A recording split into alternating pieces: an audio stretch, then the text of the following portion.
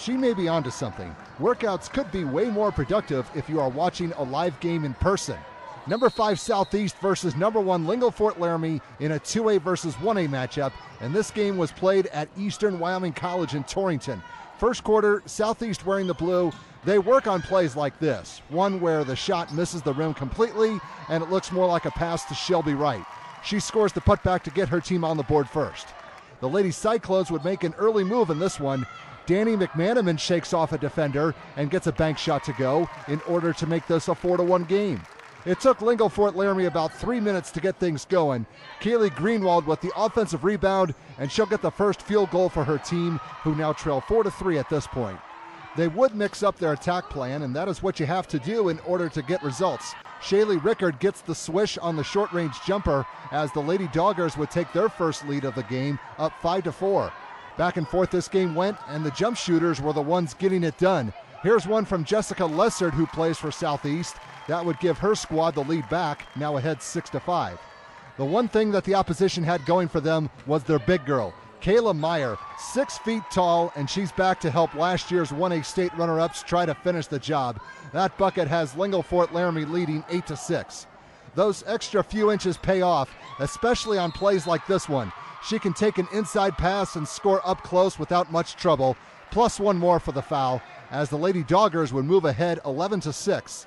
The Lady Cyclones had to find a way to get around that obstacle, and they had the speed to do it.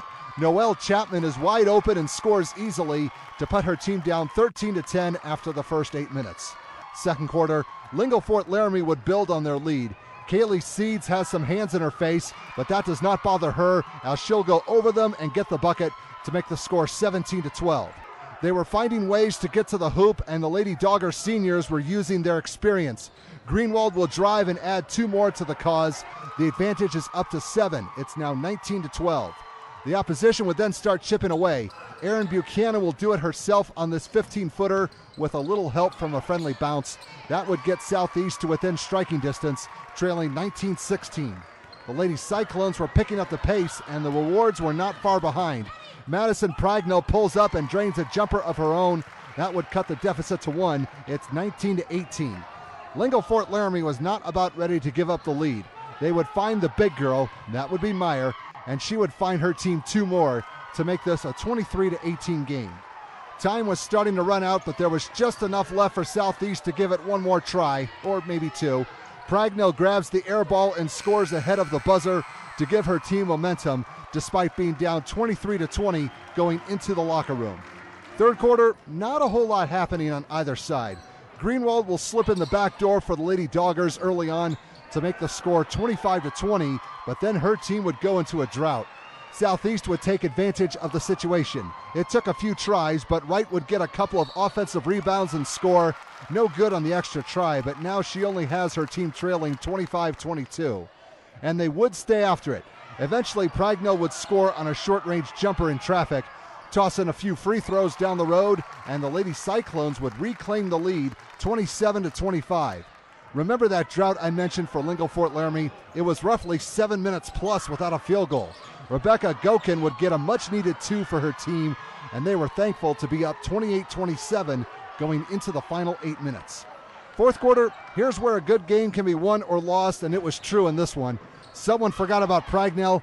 This reminder would give the advantage back to Southeast. They lead 29-28. The Lady Cyclones were on the same page. Lessard would distract the defense on the drive, and she would find Shayla Stoddard, who was open behind the D, to help build a 7-point cushion. The scoreboard read 35-28 with about 3 minutes to go. The Lady Doggers have not scored in roughly 5 minutes, but they picked the right time to snap out of it. Mayer, turnaround jumper, hoop, and the harm.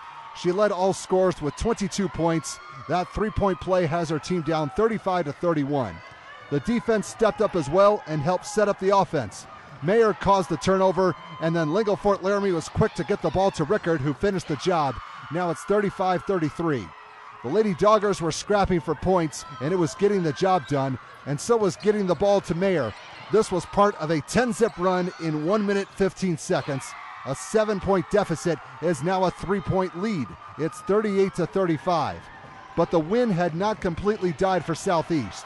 Stoddard will take a chance from 17 feet, and she'll find nothing but the bottom of the net. We're tied at 38 all with about 20 seconds remaining.